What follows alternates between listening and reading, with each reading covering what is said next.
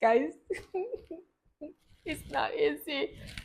Anyways, let's do better on the dating apps, guys, because we like people we and funny thing for me, I was like so intentionally wanting to text everyone who I see interesting. And little did I know that people were not actually serious on dating apps. I thought everyone was serious, intentionally dating when they go these dating apps, but little did I know about that. The only thing that they wanted is to hoping that I can do the things with them. And my mother said I should not do this thing until I'm like married. So I'm still following my mother's rules. That's what happened when I got home.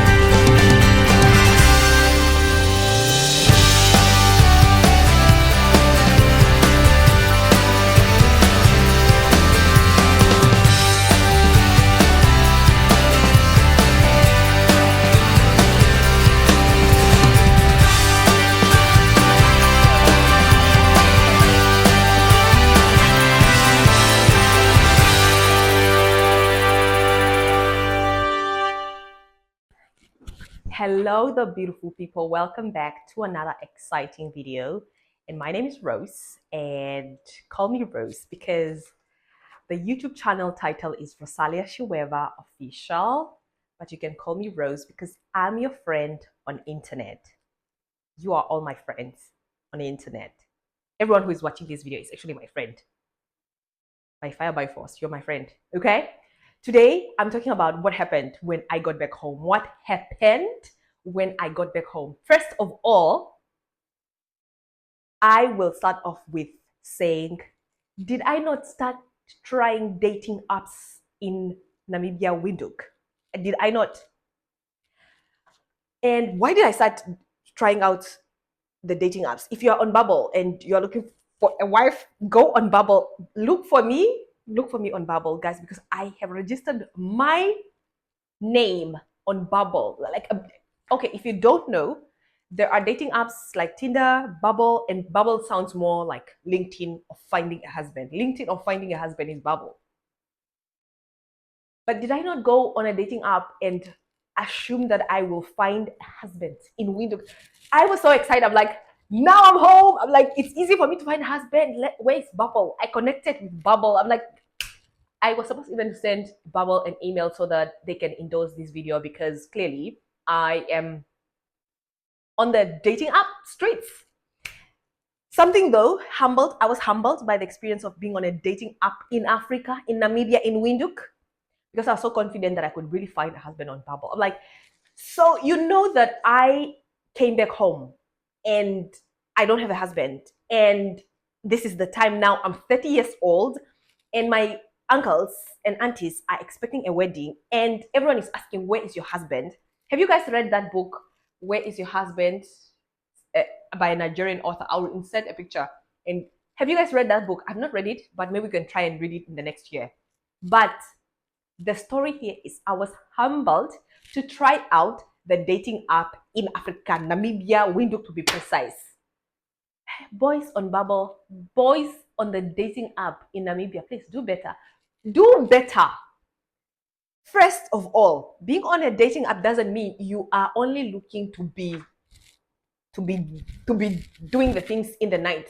That's not the only reason of people going on a dating app. You could go there to look for an experience, to look for friends and things like that. Since I was new in the country, I was assuming that was the right place to start off with. But that's not the only thing that happened. Before I get into the Bible story, let me tell you other things that happened when I got back home. Yeah, let me tell you. Other things that I got back home is anxiety of answering questions. How is China? How was China? What have you been doing in China? So now you are rich since you lived abroad for a long time. So now what? The questions, guys, when you get back home and everyone is telling you, come and visit me, come to my house, come. Guys, I've not been in Namibia for 4 years, to be precise. The last time I was in Namibia, the last time before the pandemic, I was here in 2019. 4 years later, I didn't come back home until now. And the whole experience was like, okay, I've always been quite catching up with my friends, with everyone on the phone. But now, in reality, that I'm back home, it's a whole different way of feeling anxiety. Like you have to visit people, you have to give out your energy. And I was almost nearly having depression when I was in China, so I had to leave and come back home. So now to add on top of that depression, visiting everyone and answering all the questions and trying to prove a point that I'm still doing okay and I'm still winning in life. Like that's a lot of stress, and that happened when I came back home, and I'm still dealing with that. And everyone who have not visited, I'll still visit you guys. I still love you guys, but you see, meet me halfway because yo, it's not easy. Another thing that happened is comparison. Comparison. They say comparison is the greatest thief of joy, and I didn't know it about it. I mean, I know it. I know that I don't compare myself to any other person because my journey is my only journey. I mean, like I'm on my journey by myself, not with other people. But still, comparison, fam, comparison. I can't speak enough. Comparing other people to other people, and this one is an evident example. So I came back home, and then people, my friends, I know some people mean well for me. They want to tell me, Kucha, Kucha, you as a person who have experienced crawling with other people when you were 0 years old. Now that you're 40 years old, you're supposed also to be running like everyone else, like running like this on the streets, running in the bends, running to get the house loans, running to be in the church and get married, running like this. African society, Namibian people, Windhoek people to be precise, stop comparing everyone to everyone because comparison is the greatest thief of joy. And let me tell you, now when I got back home, my friends are like, so do you know so and so had bought a Benz? So do you know that this other person is living in a mansion in Klein Coupe? You are coming from abroad, but you're still going back to Katutura. So do you know that this person is now the manager of this top company? So where is that person? So the person you were in kindergarten with in 20 years ago, do you know that this person has surpassed you? I do understand, and it's not a problem. It's not a problem if you're updating me about some another person. But if I've not seen it for myself on Instagram or social media, then please don't start updating me because honestly, oh, how is this helping me? So you're updating me so that I start feeling pity for myself, feeling like I want to cry, feeling like I want to give up because I'm still 40 and still trying. I mean, like, surely, like that's exactly what happened. And I'm just like, I was just like sitting in those conversations. I've been sitting in those conversations. I'm like, I know, right? Oh, really? So they bought a car. Oh, that's so good. God is so amazing. But little Rose, who is anxious and wants also to win in life, is like, I also want to win. I also want to get a Benz. I also want to get a husband. Like the comparison was really, really there and has always been there and is still there. I'm like, how can I deal with comparison? Because I don't know. Surely, help me, guys. Comparison is the greatest thief of joy, and let's just not do that. Let's just not do that. Another thing is when I got back home, I don't have friends, I don't have a network, I don't have a community, I don't know, I don't know anything.